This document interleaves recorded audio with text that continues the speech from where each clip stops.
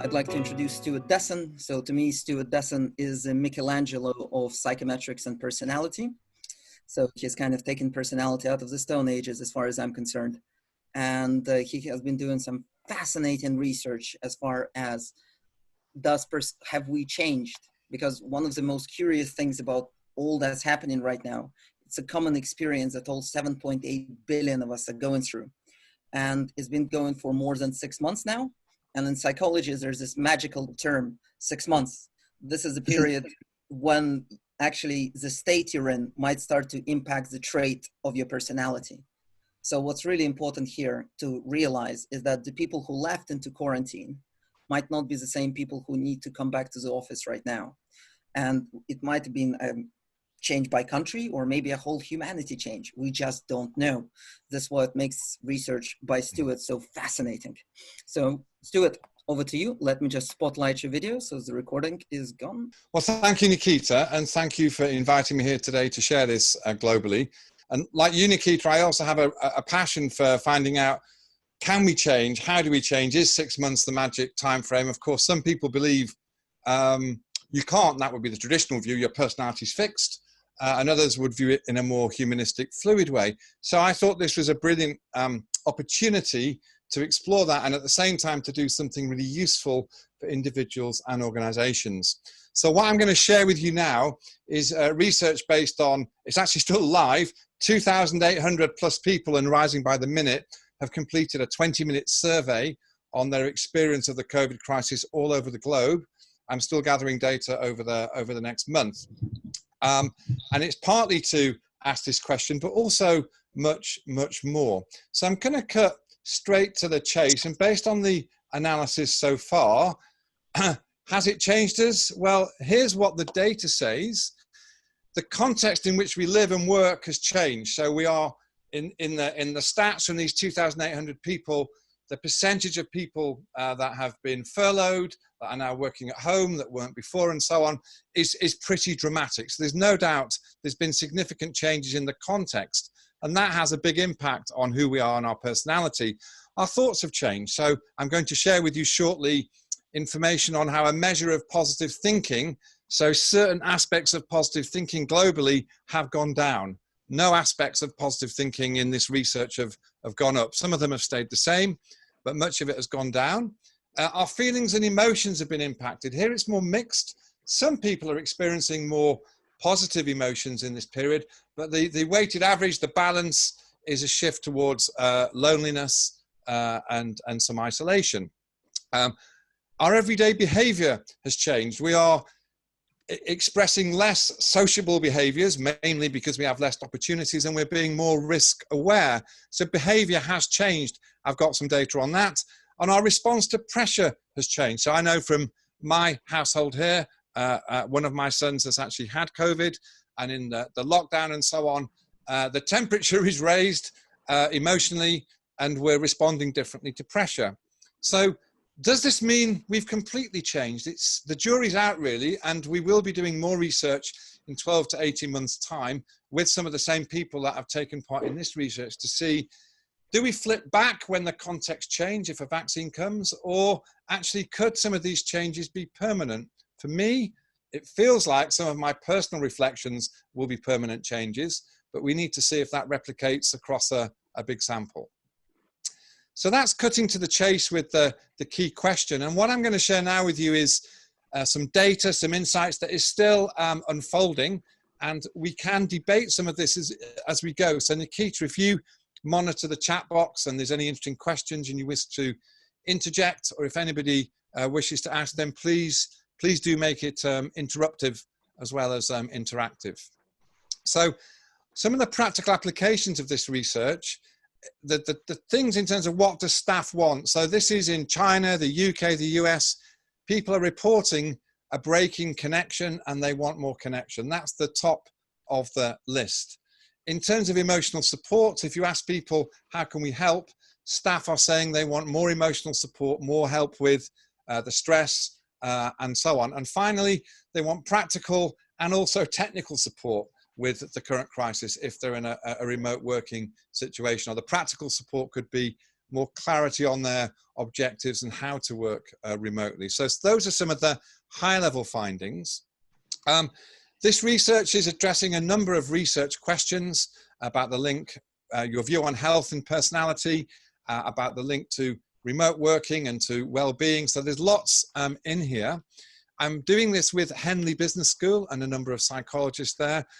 If you want to take part, you can. If you haven't already, I can see some of the names on this call have already contributed.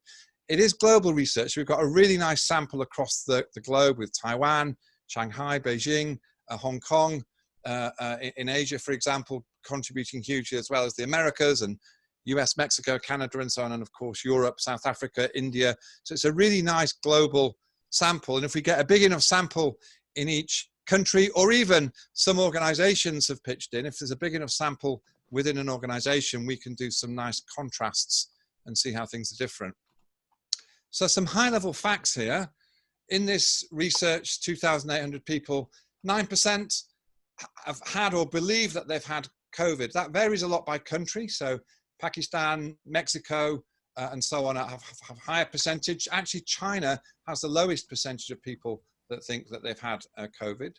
10% have been furloughed, but most of us know somebody who's been laid off or furloughed. 5% of people have been made redundant, but nearly a third of people know someone who's lost their job in this period. And 17% have reported a mental health issue during the lockdown. That's a pretty significant statistic. And 5% have lost a close family member or friend during this crisis. Those are some high-level stats. Productivity, interestingly, is mixed. Some people are reporting productivity is up. That's largely the people who didn't work remotely and are now experiencing remote working. And they're saying, I like it on the whole, most of them are, and I feel more productive. But it is balanced by a whole group of people that are feeling less productive in the crisis. And on balance, it's edging, the data suggests it's edging maybe down. Autonomy is up, and again, the autonomy is often the people who are experiencing remote working for the first time. The research asks questions about anxiety, disconnection, isolation, exclusion, and loneliness. And what I want us to do now is go all interactive. And I'd like you to click on the annotate feature. So if you go to the top of the screen and pull up the menu, you should have an option to annotate. And if you go over to annotate, there is a thing called stamp. So if you've not experienced this before, this is a new experience. I want you to click on the stamp button. And then you'll see that a star, there's a number of options, tick stars. Click on the star. Now, if during the last 4 or 5 months you've been feeling more anxious, a lot more, I want you to tick on the left-hand side, like I've just put a star here.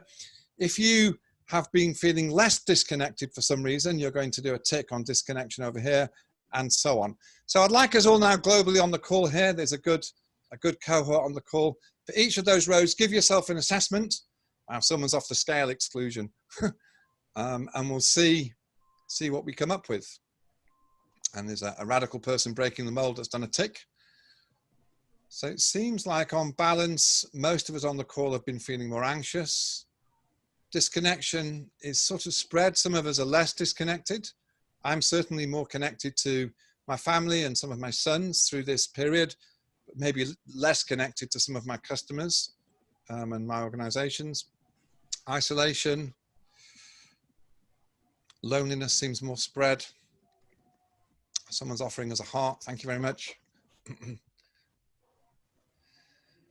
So that's really, really interesting. I'll let you keep going if some of you are still doing it. And what I'd be interested to do now is show you what the data says, the global data across 2,800 people. So I'll leave your dots on there. And this is the data globally. So I think it looks like the sample today is probably quite consistent with the global sample. So on balance, more people are feeling anxious. The biggest category of people that are feeling anxious are those that actually have continued working in a workplace and haven't been working remotely. Their anxiety is notably higher. I could hypothesize they're worried about the disease, although anxiety is up across the board. Yeah, isolation exclusion. Interestingly, the one group of people who feel less excluded are the people who already worked remotely and are continuing to work remotely. And they've reported that their exclusion has gone down as organizations embrace remote working, which is a very, very interesting finding. Now I'm going to just screenshot this, and in the interest of time, I'm going to clear it and then move on. So thank you for your input. And Nikita, do monitor the chat. If anyone has any key questions as we go, I'll be happy to take them. So just a few things there. People who've continued to work have been feeling lonely as well. And people who normally work remotely, they have been feeling productive, but the biggest increase in productivity has been those that switched to remote working. And the people who are feeling more anxious are the ones that are still working in a workplace while the rest of us have moved to be remote. So that's sort of interesting. Now this is mental health. How many people have experienced a mental health issue? You will notice this varies by country. We've got some different sample sizes there, and there could be a factor there, but the sample size is growing. You'll notice certain countries are more open to admitting to mental health issues than others, so there'll be cultural impacts in here. Nevertheless, this is telling us that 11% of people across the globe have been experiencing a mental health issue in the last 4 or 5 months due to the COVID crisis. That is actually quite a staggering statistic. And in terms of, even if you haven't yourself, do you know someone close to you, a relative, a partner, a brother? 15% are reporting that someone close to them has a mental health issue too. So they're pretty clear evidence of the size of the problem. I'm going to have to explain this one to you, but it's quite interesting. This breaks down the loneliness, exclusion, and so on, based on whether people work remotely and in a workplace, or they're just remotely, but they always were anyway, or whether they're remotely, but they used to be in the workplace, or whether they've just continued in the workplace. So the people that are already work remotely are the least impacted by the loneliness, or you could imply that the loneliness may be due to just the general loneliness in society through the lockdown rather than the workplace element. Exclusion, interestingly, this is where the people who have always worked remotely are feeling less excluded, more included. The isolation is across the board, but if your work situation hasn't changed, you don't feel as isolated. The people that feel isolated more are those that have had a shift, typically to remote working. The disconnection is dramatically higher for people who've gone from a workplace to being remote. And the anxiety is higher here. Anxiety is up across the board, but it seems to be higher for those that are still in a workplace. And autonomy and productivity is up, but more so up for those who've moved into a remote working situation. So I'm hoping you find, I'm going into analyst mode a bit here, but I'm hoping you find some of these detailed bars interesting. We also in this research assessed people using a Big Five model of personality, and this is the model here on the screen. And in a moment, I'll share some real data from some real people. So we can have a look at the different dimensions. So extroversion, introversion, has that changed in the crisis? What other models would call agreeableness here is called people-focused, and disagreeableness is focusing on the outcome, a more positive way of putting it. Openness is in big picture thinking, and low openness is framed as down to earth, being sensible and cautious, and discipline driven, this is conscientiousness. And the opposite, being inspired and going with the flow, is inspiration driven. And I'll come on to neuroticism in a moment. So in the research, this is assessed to see, have these things gone up or down during the crisis? Now, here's Nikita. This is Nikita pre the COVID crisis. So of course, with Nikita's permission to share it here. And we can see that Nikita is stronger on the right-hand side of the mandala. He's inspired, he's full of ideas, he's energized and extroverted, he's pretty focused on the outcome, he'll speak to you bluntly, and he balances inspiration and discipline, but he does have an introverted side. Interestingly, repeating and doing this research during the crisis, Nikita's not changed radically, but his people focus has gone up. He's made an effort to be more collaborative, he's made an effort to be more empathetic because he's doing more coaching. Chip in, Nikita, if you disagree with any of this, but this is based on my dialogue with you. over the last few weeks. And we can see a morphing and a move in the splash that describes his personality. And we can drill into the detail here. So what you have in the bars here is 3 bits of Nikita. So if we have a look at collaboration and competition, this is telling us that underneath, Nikita's got a strong competitive instinct. That's what other people might call preferences, or your long-term personality. Every day is how he behaves, and he has competitive behavior. And overextended, if you put Nikita under pressure, could it be true, Nikita, you get more competitive? And collaborative is measured independently as an opposite, so that it's not one scale, it's 2 scales put back to back. Now, if I flick and look at during the COVID crisis, if we look here, we can see that Nikita's collaboration every day has jumped. So his behavior has changed, not much change underlying, but his behavior's up, and actually he's overextending the collaboration. In other words, sometimes, Nikita, you're trying too hard to collaborate. Would that be a fair comment? Mm-hmm. Another example, this in fact is my wife, and on the left, Deborah is normally more discipline driven, outcome focused, down to earth. And something's happened during the crisis when she retook it. She's become more inspiration driven and more open. And she describes that as she's had to let go of some of her routine, and she's had to be more flexible to cope with the unknown and what's happening. And that's caused her to have some more reflection. So big picture thinking can also be where we reflect and consider and have new ideas. And she's been having some new ideas. You can see it's still the same person, but there's been potentially an evolution. Will it change in 6 months' time? We'll find out. So some other interesting bits of data to share with you. This is a measure of positive thinking. And the question is, at times the future seems unclear. And this is the one that's got the most statistically significant sort of downturn. People are less clear about the future. Close to 70% of people are not so sure anymore. Some things haven't changed. So in terms of positive thinking, most of us are still proud of what we've done. And we generally still think we've got people that support us, and we appreciate that. Some of these things are mid-range, so we're still fairly confident and so on. And the one at the bottom, faith in the future. So our positive thinking has taken a knock on a global basis during this period, particularly over what we think is going to happen, our confidence in the future. In terms of averages overall, we looked at Nikita and we looked at my wife, Deborah. But if you look across the whole sample of 2,800 people so far, the things that are up are being more reflective. People are saying that they're more reflective during this period than they would normally be. And vigilance, which we call that being risk reactor behaviors, looking at risks and wanting to minimize them. The literature, maybe unhelpfully, would call that neuroticism. So our sort of anxiety and to make sure we reduce risk is up.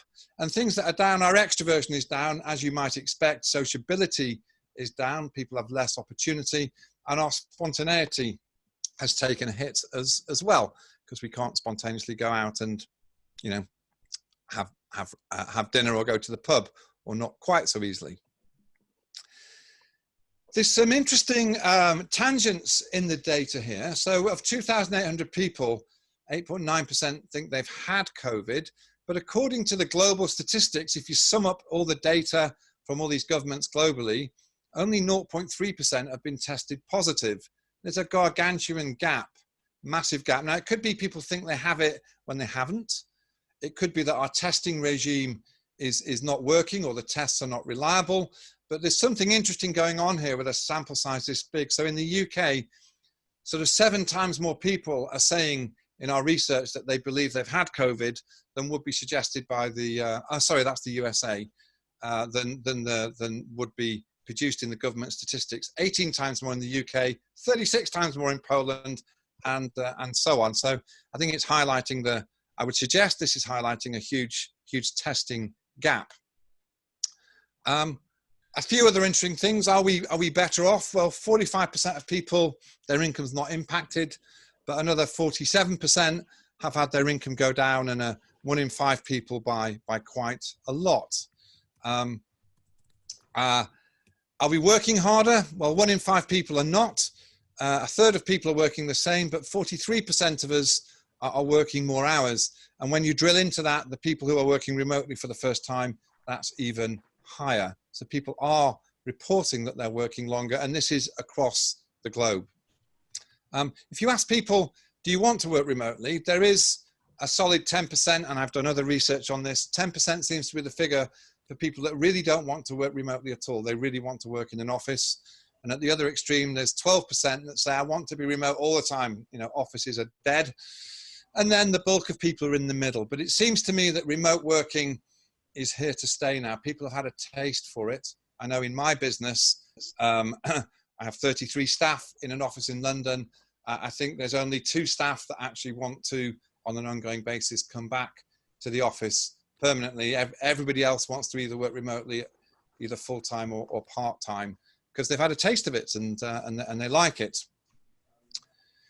Now, those findings are not necessarily replicated in other research. There was a study in 2003 that actually said remote working negatively impacts people's emotions, makes them more irritable and lonely. That was quite a significant sample size. And a more recent study found the reverse, that actually it makes people happier to work remotely. So I don't think there's a clear picture in the research.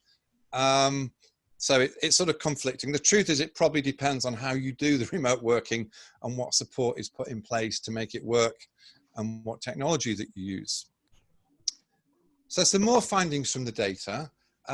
What are the challenges? So asking those that are working remotely, what are the challenges? The top challenge, and on the bottom it's expressed as a percentage. So more than 1 in 5 people said what I don't like about working remotely is the lack of person connection, connection with colleagues. And I don't like the blurring with my personal life, and my workspace at home is not ideal. So that can make it even not possible. There's more distractions and so on. So that's sort of curious and interesting. In terms of wanting to work remotely, and a very high percentage of people really want to work remotely, you know, of the order of 90% in varying degrees. And the top reason, so 40% of people that said I want to work remotely said it's the commuting time I want to save. And a bit further down they say, I want to save the money from commuting. And some of them put in the comments as well, they want to be more green and save the carbon footprint. And also there's a time issue. They want more better life balance. I want more time with my family, more time for my hobbies. So it's really implying that the saving time due to commuting can be used in more productive ways. And some people are saying it's because the autonomy suits me and so on. If we look at reasons why people don't want to work remotely, we find that it's around connection with colleagues.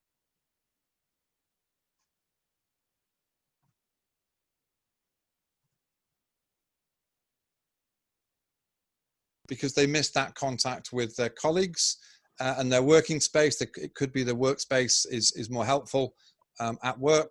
And many people believe they'll be more productive at work, actually. So it's split. Some people say I'm more productive at home or remotely, and some people say I'm more productive at work. So this is really fascinating. So when asked, what support do you think employers should provide their employees with?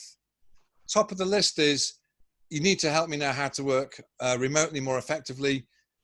Nearly half the people in this massive sample said, help me manage my stress. It's more stressful, help me manage it. Help me balance my responsibilities. Help me be more safe. And coming in at number 5, can you give me more emotional support? So almost 40% of people, of employees, are saying, please give me more emotional support, whether that be coaching or some mechanism for dealing with what I'm needing to handle.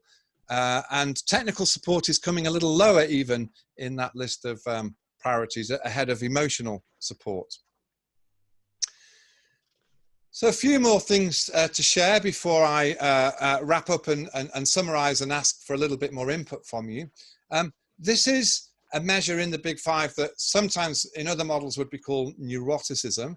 I prefer it to be called your emotional risk reactors and your emotional reward reactors. So your risk reactors here, if we overplay them, we would become neurotic and anxious and worried. But if we're not overplaying them, if we're doing them in a healthy way, we're simply vigilant and responsive and impassioned. And this would be called emotional stability, but I prefer to call it being a reward reactor, you're looking to be an optimist, you're being more resilient, and so on. And the research suggests that the top part of this mandala links to brain plasticity, and the bottom half is about stability, and it has a link even to brain chemistry. Now, in the crisis, in the COVID crisis, we're having more stimulus, and it seems that the stimulus is pushing more people to the south side of this mandala. So more people are having vigilant, anxious responses than going to the top part of the mandala. But of course, that's on average. And there are many people, or at least 10 to 15% of the population having this stimulus are going more into optimism. So it's quite split on individual differences. In terms of linking that to some other research, you may be interested to know that a study's just out from China, just in the last month, that looked at the mental health of people coming back to work. And in this study, it was found that the biggest stimulus that created pessimism and anxiety was a fear of losing your job, more so than a fear of catching the disease. So in this study in China, the economic consequences came out higher. And the main sort of antidote was nurturing qualities of resilience and optimism. And this could, of course, be helpful information for organizations, because we can do things to help people be more resilient and optimistic. Those are interventions that can be proven to work. So what I wanted to do now, actually, into the last 5-10 minutes, was again go back to being interactive. And I'd like you all to think, over the last 4-5 months, whatever your experience has been, whether you've been locked down and quarantined, or whether you've just been working at home, or whether you've continued working in your workplace, I'd like you to get the annotate feature going again and put a stamp on the quality that you think you've drawn on more in this crisis. What has the situation sort of driven you to express a little more of? And we'll just get a feel from the group today as to where people are being triggered or where the context is encouraging our personality to express itself. There's a theory in psychology called trait activation theory by a brilliant psychologist called Tet that says, actually, we've got all of these traits, but it requires a certain circumstance to trigger it, then we express our personality. And that's what we're looking at here on the screen. I think I'm seeing quite a spread. It looks like extroversion is down and introversion is more up than a normal cross-section of the population. I think there's a cluster at the top there in people-focused as well, it looks like. Although quite a spread overall. So I'm just going to take a picture of that as well, so we can share it afterwards. Yeah, so it looks like the key feature is, as a cohort today, we're being slightly more introverted and reflective and measured. Maybe we're listening more in this period, and that certainly is my personal experience, including outside work in my family as well. I'm going to clear it, and you'll see why, because what I'm now going to ask you, interestingly, is what might you have been triggered to do in a slightly less constructive way? So if I clear off all your inputs there, if you have a look around the outside now, this is where the pressure of the crisis has maybe impacted your mental health, or if not your mental health, you've been feeling more anxious. And when that happens, well, some research I read, another paper said people tend to become more argumentative. But I notice in Nikita's case, in his data, Nikita becomes more into consensus under pressure and gets emotionally stretched, trying to help everybody and maybe help everybody too much. So have a read of the words and let's see what the pressure has done to our overextended behavior. We can see again, introversion, people are withdrawing, more detached, aloof, serious. emotionally stretched. So you'll be joining Nikita up there in trying to help so many people. It becomes tiring. And there's a big cross on, on hesitant. So we can, out of our prudence and our discipline, become hesitant to do things out of seeing the risks in the environment, and we can pull back from what we might see as risk-taking behaviors, but other people will see that we're maybe hesitant and not engaging with life so much. Yeah. And there are some people on the extroverted side, it's triggered you to be overbearing and controlling, or even can't be alone. So those of us that are compulsive Zoom callers would be in the extroverted can't be alone bit. There's some big squiggles on introversion there too. There's a cluster at the top in inspiration driven, and this would be probably similar to my wife Deb, where your response is to let go of some of the discipline and control and just have to go with the flow and have to be more flexible. Yep. In the environment you're meeting. And maybe from a business point of view, I've certainly had to be unbelievably flexible from a business point of view and contemplate things I wouldn't normally have contemplated. So I'll take another picture here. I have a few more minutes to go because I want to finish on time for Nikita to keep today's talks on schedule. So I'll clear it, and thank you for that. So just back to what I think are some of the key points, which is the context in which we live and work has changed. And we would expect that to trigger us and stimulate us to express different bits of ourselves. Our thinking's changed, particularly our optimism for the future. Our feelings and emotions have changed, although it's on average, of course. Some people have had more positive emotions, but the weighted average is towards anxiety, loneliness. Our behavior is changing, and our response to pressure, our overextended behaviors are changing. We're becoming more vigilant. Some of us are getting emotionally stretched. And it will be absolutely fascinating to see. Hopefully there will be a vaccine. Hopefully we'll work through it. Will we change after that? Or as Nikita said, is 6 months enough for some of these changes to become permanent? And with the brain plasticity approach, maybe we'll form new neural pathways in our brains, and some of these things could become permanent features. If you want to take part in the research, it's still going. Nikita has bounced me into sharing these results really before I've fully analysed them. But you can just email me directly, or the research link is there, and I'm sure Nikita could put it in the chat box or share it with you. You're more than welcome to do it. Or if you have a team or a cohort that wants to do it, if there's a big enough sample, we could analyze the data anonymously at a higher level. I had someone, you may notice Albania was on the map because somebody from Albania said, I can get you 200 people in Albania and a link to the government. So I'm researching now with Joanna Suter, a PhD doctor from Albania, who's collecting a huge sample there as well. So if anyone has any crazy ideas like that, I'm all ears to engage with you. So thank you for listening to me, and I hope this has stimulated you. Nikita, are there any questions there, or is there anything you wish to draw out? Well, thank you so much, Stewart. I mean, what I was impressed is just by the range of responses. Like we had people who were not affected to completely affected, anxious to calm.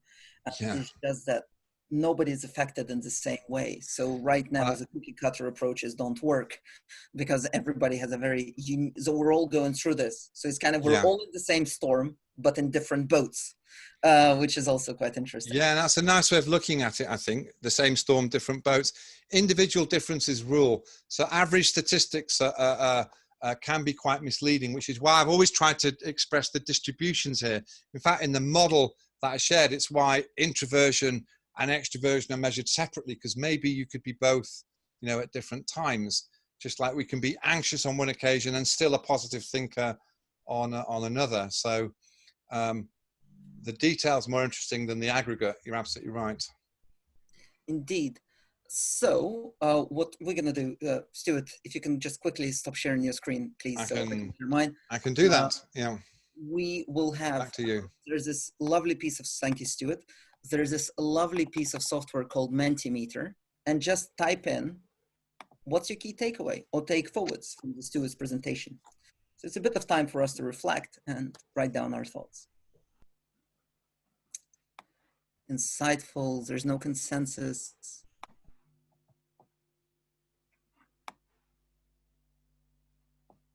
How one's own thinking has changed. So a bit of personal reflections, getting to a glimpse of what may shape up the next 6 months and beyond. Huge impact on everybody, and nobody is alone. Yeah, very much agree with that. And the richness of data. Yes, this when data becomes, as Stewart mentioned, individual difference rules. I think that's when data start to encompass that. That's when it really becomes fascinating rather than aggregates. What do you tend to say, Stewart, about having half of your body in the water and half a body in the flame? Right. It's actually, yeah, if you could say I'm at the perfect temperature because I've got my head in the oven and my feet in the fridge, but actually that's not so helpful. So it's really important to know the full distribution. Yeah. Excellent. Well, thank you so much for this. Oh, also, Stuart, there's a few people asking, would you be happy to share your slides? Yes, I'll be happy to share them. I might do a little bit of cleaning of them first and just to update them with the latest numbers because they're all coming in at the moment. But basically, I'm happy to share them, Nikita, of course. Yeah. Wonderful. Yeah. So after Stuart shares them with us, we'll upload them onto the Superbyte website, the Reshape website. So just keep your eyes peeled. And you'll also all receive email after today, given the link, etc., when to expect to go live, and also with a link to Stuart's research if anybody wants to participate, because that's the least what we can do. Thank you so much, Stuart, once again, for such a wonderful presentation. Yeah. Thank you for bouncing me into it, Nikita, slightly ahead of when I would have done normally. So